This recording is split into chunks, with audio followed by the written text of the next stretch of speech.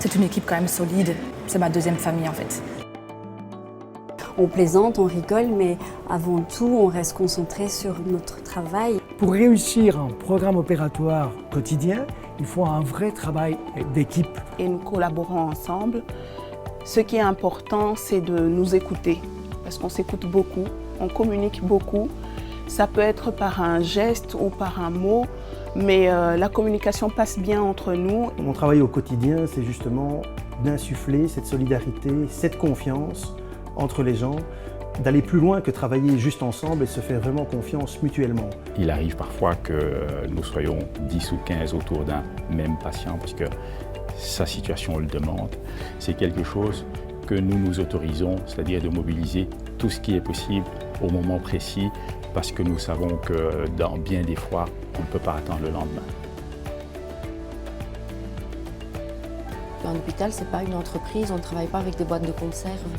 On travaille avec de l'humain, on travaille avec des patients qui sont en souffrance, des familles qui attendent qu'on les rassure, qui mettent peut-être les pieds pour la première fois dans l'hôpital. C'est vraiment très important de s'engager à répondre, à parler. On va les conduire aux examens, on va les rechercher, on leur apporte le petit moment de déstress ou le petit moment dans lequel ils se confient à nous, puisque bon, on parle avec les gens, donc ils se sentent rassurés.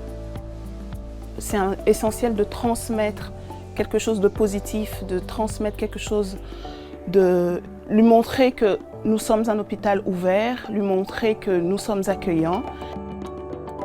L'écoute au quotidien, c'est aussi entendre les questions du patient, savoir le rassurer et surtout lui montrer qu'il est sur le bon chemin, dans le bon service et qu'il sera pris en charge d'une manière optimale. Tous les médicaments ne calment pas toutes les souffrances et donc l'important c'est de pouvoir l'entendre, cette souffrance, et d'essayer de pouvoir l'accompagner, la canaliser par des gestes, par des mots, par une présence, par un soutien, leur tenir la main, un regard, parfois apporte plus qu'un médicament.